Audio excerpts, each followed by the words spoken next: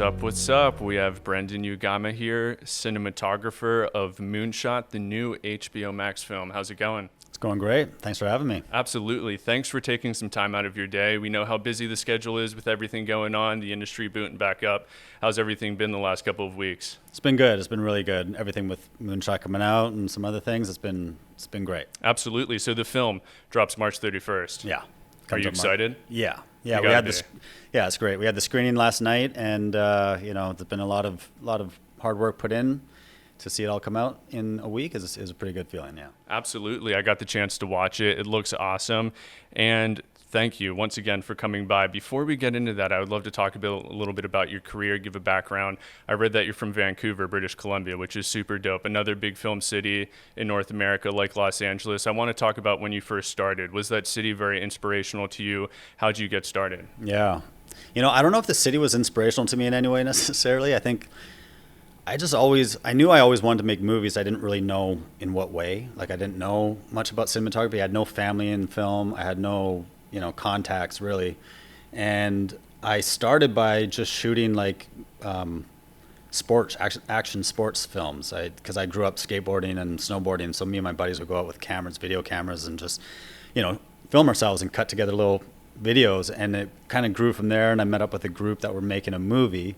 And we shot motocross, and we traveled up and down California and Washington and into British Columbia for a year making a movie that was crazy and super fun. But then I just kind of knew after that this is all I wanted to do. I didn't want to get into motocross and action sports cinematography. I wanted to actually shoot films. So then I kind of segued I went to film school, studied cinematography, and just kept kind of pushing from there, taking everything I could, short films, corporates, whatever paid or whatever got me experience, whatever, introduced me to new people, and then just kept building and building.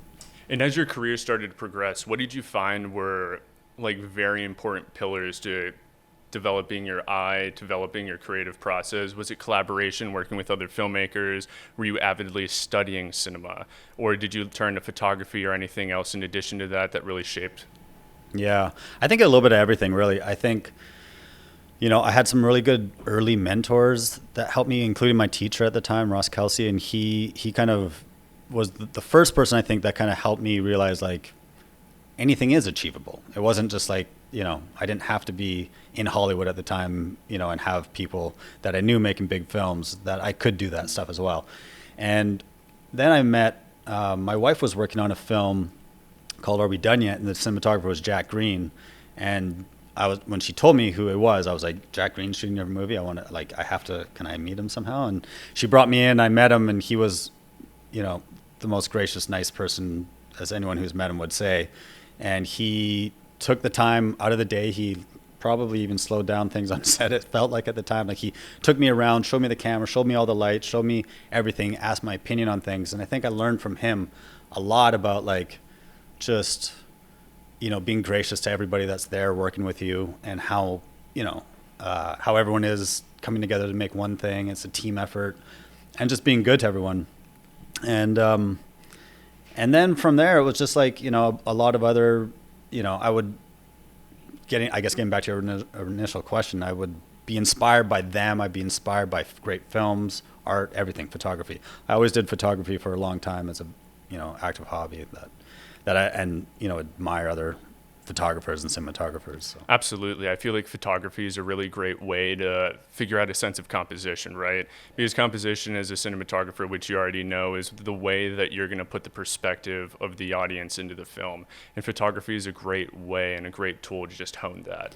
It's a great way to see how how much you can tell a story with just an image rather than all the words that have to go with it. If a well shot photograph can tell, everything you need to know. Absolutely. And as your career continued to progress, what are some tips for filmmakers in terms of having that longevity, stacking up other projects? What did you find yourself doing to continue moving forward, even before moving to Los Angeles?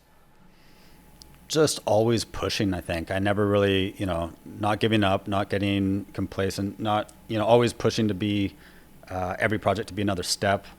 My wife is a director, and her and I would always talk about different things, and she was very, helpful at pushing as well, and helping me along the way. But it was like, I think it's just always moving, never getting stale on it, and just kind of always trying to brick by brick build it. And when did you decide to move to Los Angeles? 6 years ago we came down. I think for the year before that we were just kind of working towards it. Were you already working pretty actively in the city? Yeah, for the most part. I was pretty busy, and then I moved down here and booked Riverdale and went back, and it was like, I think 4 months after I got down here. Yeah, and I want to talk a little bit about Riverdale, Sabrina the Teenage Witch. Those were some of the bigger shows that you started to work on. What was that like leading up to Moonshot? I mean, it was great. It definitely helped me in many ways, especially with the contacts, because it was a part of the same, group of people. Producers, Sarah Schechter helped me kind of introduce me to people on Moonshot. But I mean, working with them on Riverdale and Sabrina was like it was a dream for me at the time. I was just like working with some of the, some people who really trusted me, gave me a lot of freedom, and were just very encouraging to me to kind of like try things and express things and, do it differently and not kind of fit them, not do it the way that's been done in the past, and just try and always push it. And we became a really good group of friends and family on that. I did Riverdale for 2 years, Sabrina for a year with them. I went off and did a show in New York after called Katie Keene with the same group. So, it was like 3 different shows over 5 years or whatever. So working with this team, I'm assuming, did this roll into Moonshot? When did you start working on this production and get involved with it? Yeah, Moonshot came at the beginning of last year. I talked to Sarah, and then she introduced me to Mike McGrath, who's one of the producers. And he put me in touch with Chris Winterbauer, and I did an interview with them. I think it was like probably April last year. And then I didn't hear anything for a little while. Maybe a month went by, and then I got a call saying, come to Atlanta. And I was doing a show called Truth Be Told here in LA. And I think I flew out like 2 days after I wrapped Truth Be Told. Oh, wow. Yeah. That's crazy. And for a project like Moonshot, which is a sci-fi film, it has romance elements. Was there something that really engaged you on the script level that said, okay, I want to bring this project to life, and this is why? I mean, yes, there was... the sci-fi element had a lot to do with it. Like, it was, fun and something different. And I like to always try to do different things so I can, just try everything and get to know what everything is like. And talking with Chris, and I could see his passion for it and what he wanted to do with the film. And I liked that. And he was very focused on trying to make something as interesting and creative as possible. And Cole Sprouse, who I'd worked with on Riverdale, was, in it, and very much, we've had a good working relationship for the years. So knowing all the groups and people coming together, it was kind of a no-brainer. Absolutely. Yeah, and the script was a lot of fun. Yeah, the script was a lot of fun. I got to watch it last night as well. And I love the relationship between Cole and, what's her name? Lana. Yeah, it was a very pure relationship between Walt and Sophie. And I'd love to talk a little bit more about the collaboration between you and Christopher. You were telling me this was the first time that you worked with him on this film. And as a cinematographer, just for our audience, what are your expectations as the cinematographer going in, first time working with a director on a bigger film? Is there anything that you're looking for that you like to have organized on your end? Yeah, I think, what I look for, I want to make sure that the director I'm working with has a good creative eye, and Chris has a good creative eye. Chris is he's very smart, knows what he wants, but is very open to creativity and ideas and everything and suggestions, and wants it to be the best it could be. And we both came in with the same mindset of, best idea wins, whatever it is. Let's throw everything at the table and see what sticks. And, he, like any director that I work with, I just want to make sure that we get along and have a good relationship and can just hash out ideas and not be weird about it anyway, and just throw things out. And Chris was very much that. We became, I think, good friends throughout making the film, and we were able to kind of just work to making it as interesting as it could be, and keeping it fun and light. And for me, I would we would storyboarded most of the film. I would come up with plots for everything. I would write out ideas and paragraphs on each scene of what I wanted it to be, and drop images in there and color ideas and show it to him and Eddie, our production designer, and we would talk about everything. And I wanted to make sure that they knew everything I wanted to do ahead of time. And then if there was something we were like, oh no, maybe that's not the right thing, we'd all kind of come together to make it the right thing. And again, the best idea wins, so whatever it ends up being. But it was a great collaborative process with them.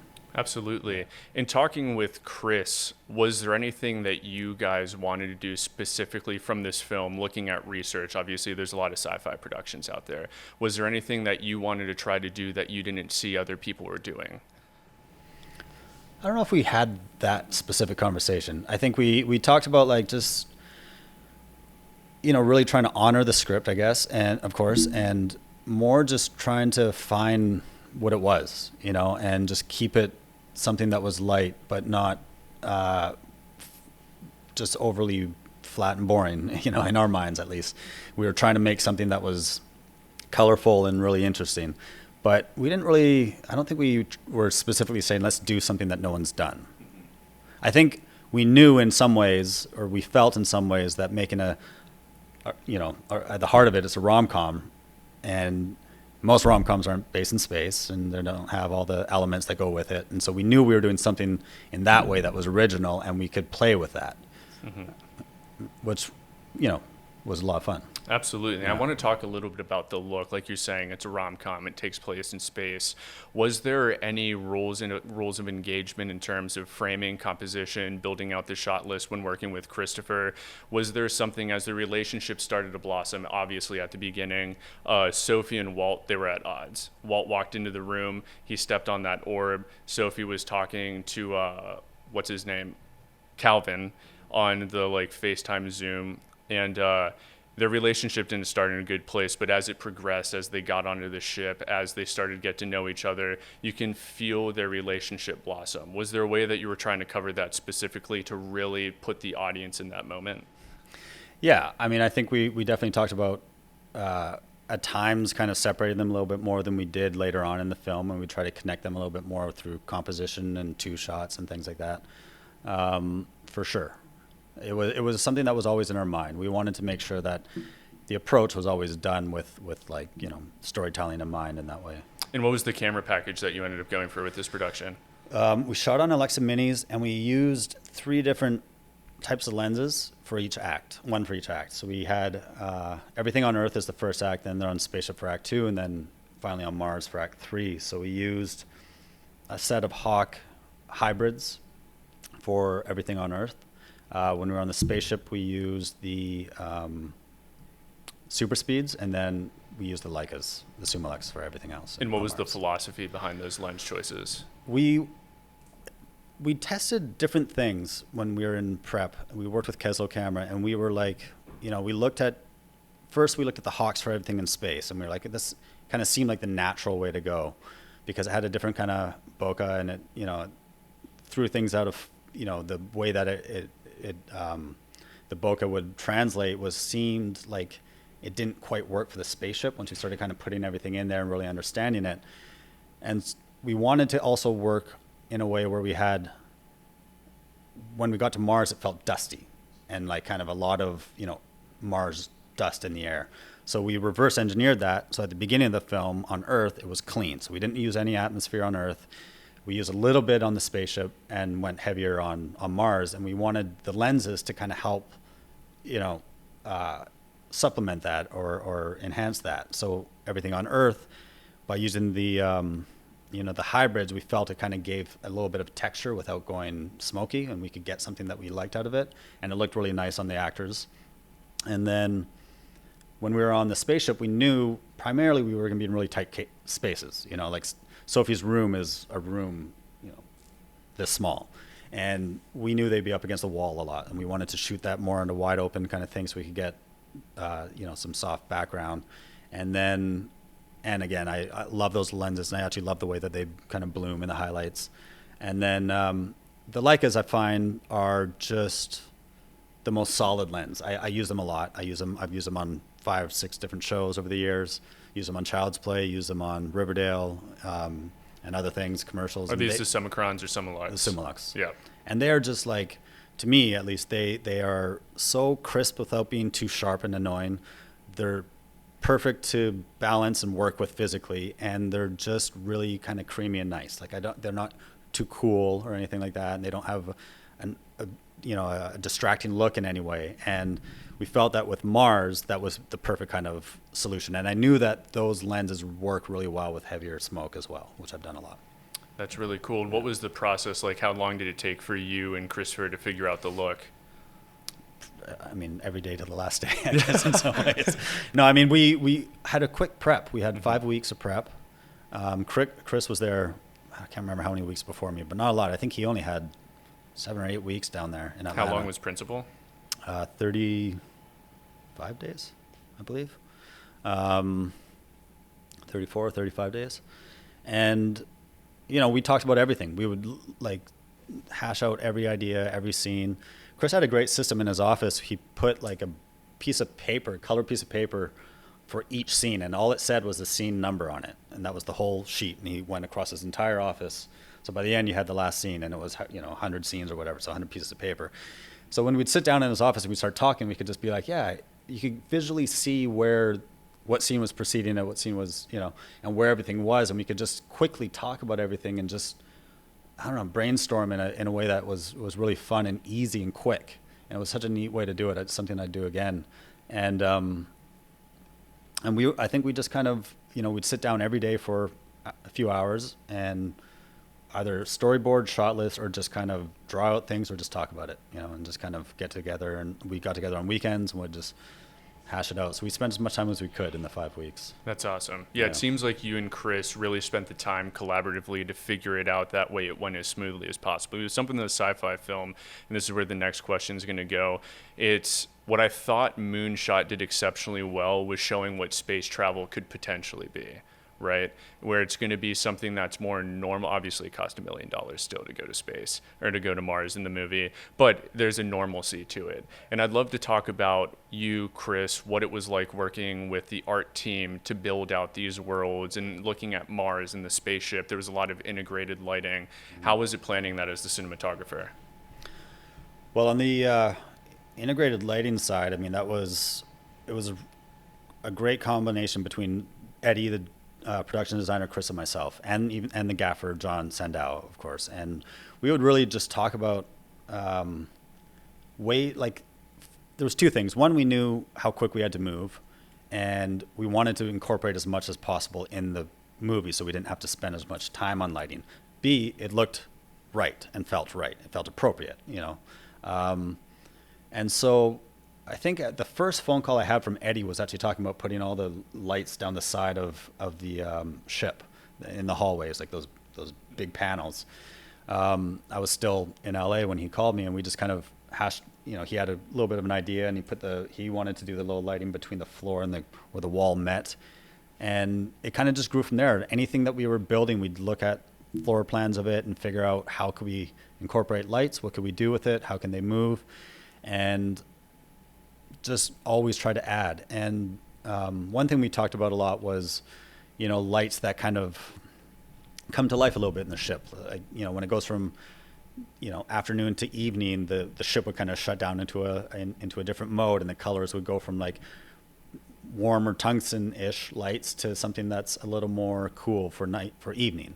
And so we kind of played with that a lot, where we could kind of do the shifts. So we just, outlined everything with Asteras and ribbon, and I think we had something like 10,000 feet of ribbon that we ended up using in the ship, and just kind of kept throwing ideas at it, and it seemed to work well. One scene in specific that I thought you executed really well was when on Mars, when Walt steps out of that room and he's in the hallway and you see the light traveling, and I guess it's like integrated on the floor. How did you pull that off? Yeah, that was pretty cool. That was like one of my first days in prep, and we were looking at these like ideas of what this floor was going to look like, and it was made out of styrofoam with glass on top, and then it was like this really small little hallway, and I was like, trying to think of how we could get lighting involved in that. So we carved out tracks into the styrofoam in the ground and laid LED ribbon, and it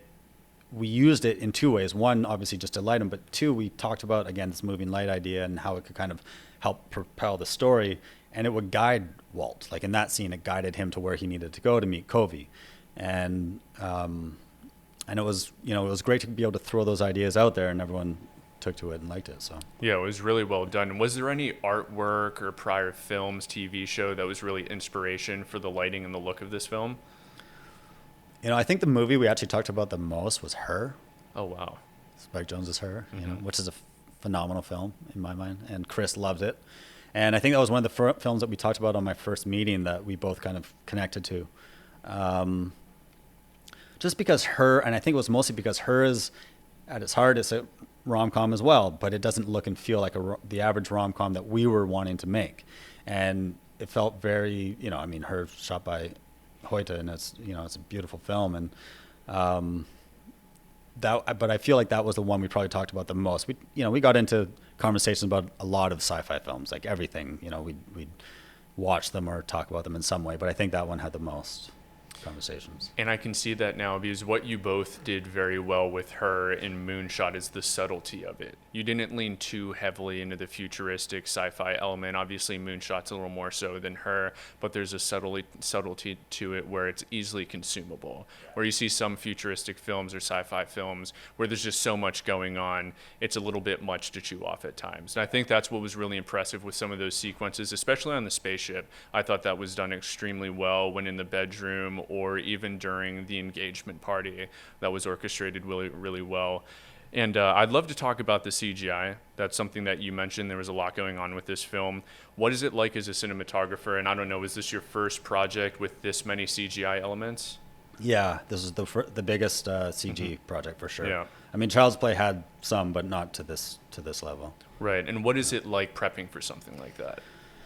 We had an amazing team doing our visual effects work, so it was very, and Jay, our VFX supervisor's office was right next to mine, and so we would, just talk about everything, and we would do renderings, they would do renderings of everything, and we'd throw ideas out, and I would make sure I could weigh in as much as I could on the lighting side of things ahead of time and let them know what I was planning and what we wanted to do and Chris wanted to do, and how we could make it work. And it was really just about having an open conversation. I mean, the more we talk about everything in film, we know that, like, open source, open book is the best way to be.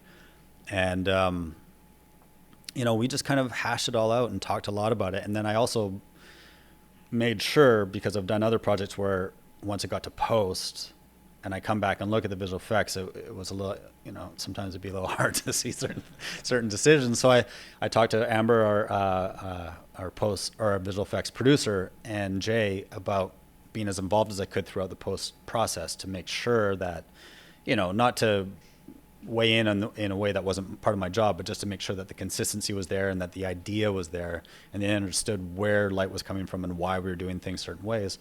So they would send me proofs as they would go along, and they would kind of, they sent me maybe 100 shots at different times where I could kind of weigh in. And usually, of course, they were bang on, but I would be able to kind of tweak things a little bit and say, maybe it's like this, and this is what we did, and this is why we did it. And they could, react to that, and that would help integrate it more smoothly, which was great. Right. And I think something our audience would love to know, are there any tools or tips in terms of prepping with art department? Do you make schematics, or do you have any software that you use to help keep the team working together when doing CGI elements or anything that's like art deck heavy where you have lights incorporated? What's your process look like on that end? You know what, it's a combination of just like really hand-drawn images and ideas and thoughts and photographs of stuff. I'd search Google over everything and just try and find whatever made sense to that, plus draw out the idea and just whatever I could use to get the idea to them so that they understood what I was thinking was the best. And they would do the same thing to me. We had a lot of back and forth, I think. There were elements, like we had the sequence where Sophie and Walt sit down in the shuttle, and they have the simulation going around them of like the Jupiter and the beginning of the solar system and all that. And the idea is that they're sitting in this dark room, and all of this element is going to light them, and it's going to be surrounding them from 180 degrees, and we had to figure out how to make the visual effects that they were going to cut to later on, like build 6 months later or whatever, work for the way that the light would kind of project on them, and when the big bang happened, and when they would go to Titan or versus somewhere else, and the colors and all that. So we actually built, we made a video, like a QuickTime video that had all these different colors and different moments. And Jay, they kind of put something together of how the linear story would evolve of that. And then we brought screens in, like LED screens that would project, that we could play it just to project that back onto them. And we just kind of, surrounded the set. So the actors were sitting there and they'd be watching them, and they just painted them out later. But then we were able to get these real reactions. And that was a moment where it was a great back and forth between my department and them. That's incredible. And would you say that out of the whole movie, do you have a scene, a sequence, or an achievement that you're very proud of? The spacewalk was pretty cool for us to make. I felt pretty good at it. That was one of the, I think to us making the film, that was a pretty big one. We kept talking about it. It was kind of like a flagship one as far as the visual effects and the look and making it feel big and cinematic and all that. And it was a touching moment because it's the moment where they really start to come together. So it's very important to the story as well. And it was a lot of fun to make. We were, we in a black room, black everywhere with markers, and it was a combination. And the great part was trying to figure out how to do everything. It was a combination of wire work versus like techno work versus, spinning them on little, record player kind of turntables and different things like that. And it was just like very basic kind of filmmaking mixed with everything, and just figuring out which one worked best and most achievable.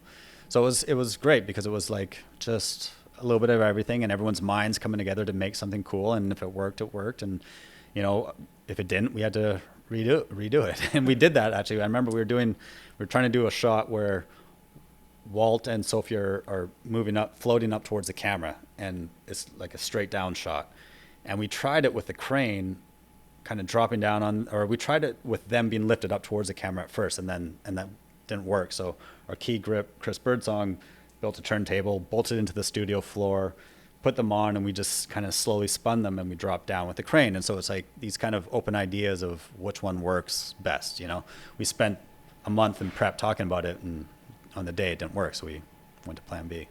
Dang. Yeah, that's a lot going on. Yeah. That's very incredible. But that's like the best part about filmmaking, I find, is just the collaborative. Right. Yeah. And were there any challenges throughout Principal that really taught you something that you haven't done prior? Probably. I mean, I don't. Yeah. Visual effects wise, I'm sure there were a lot, technical wise, but also just, I find every movie is different and every movie is the same in a way. Like you working with your job is to understand it, to figure it out, to, make it the best it can be, and work with your crew and the tools at hand. But so that part's familiar, it's the figuring it out that's familiar, yet the process is always different. Like every little detail is different, of course. It's fun, so I don't know if there's a direct answer to that, but yeah. Absolutely. And something I would love for you to outline is, what does the collaboration between a cinematographer and talent look like? We always hear what that looks like with a director, how they're working with them, but you had a pretty, namely cast from Cole Sprouse to Lana Condor and even Zach Braff. Is there something that you do specifically to help keep them in the pocket, to help collaborate, make sure they have their needs, that, say, a first-time director who hasn't worked with any named talent could learn from? Yeah, I guess, for me at least, you kind of have to approach it differently for each person based on what they want, like each actor would want. Cole and I have a second hand. We've worked together for years, so it was a little easier. Lana's amazing. She's just like a great, super fun person, very nice, like one of the nicest people, and very technical and very understanding of camera.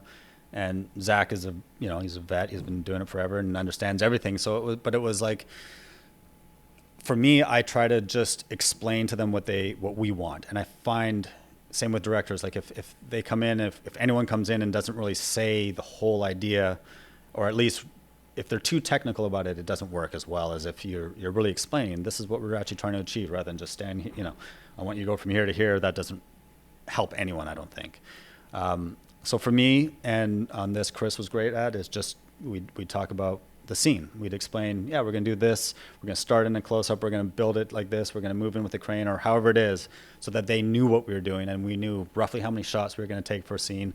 And I think it would help them understand the approach, what it was going to be, when they would be in their, I don't know, most powerful shot or whatever they wanted to feel for that, and just how long they'd be there and what the scene was actually about. That's awesome. Yeah, I feel like that's really important because a lot of DPs don't understand that sense of communication going into production, at least when they're first starting out, right? Because you always think it's going to be the director, but there's a lot of moving pieces. You have to figure out marks, there's blocking, and that's crucial to composition and really trying to tell the story that you want to. And is that something that you work closely with the director to make sure that you're part of that whole dance with them? Absolutely. Yeah, absolutely. Yeah. I mean, you have to be. If you really want it to all come together as one, you got to be. Absolutely. Yeah. And what's some advice that you would have for some filmmakers going into a project like Moonshot, or even just starting in their career, that you would have for them from everything that you've learned? I would say just keep shooting, be as open-minded as possible, take ideas from everyone, and really just love what you're doing and be obsessive about it, be passionate about it. I think we have a great thing going, as great careers as filmmakers, as cinematographers, directors, whatever it is that you're doing, actors, and but it is competitive. It's hard work. It's a lot of time, so you have to put everything into it. But if you can love that, then you're good, and just keep going. That is awesome. Well, Brendan, is there anything else you would like to discuss in terms of Moonshot that you would love people to know about, or do you have any cool upcoming projects that you'd love to drop? Sure, yeah. I mean, Moonshot comes out on the 31st of March, and then the next thing will be a show I did called Iron Mike, which is a biopic for Hulu on Mike Tyson, and that's a completely different kind of film or project. It's a limited series, but it's not in the romantic comedy world at all, and it's a lot of fun. And when is that one planning to come out? I don't think there's a release date yet, or if there is, I don't actually know what it is, but I think it'll be in a couple months. Well, guess what? I think you'll be back to talk about that one. Sounds great. That's very exciting. Well, Brendan, I really appreciate your time. And like you said, Moonshot, it's coming out next Friday, March 31st. And thank you so much for everything. Thanks for having me. It's been awesome.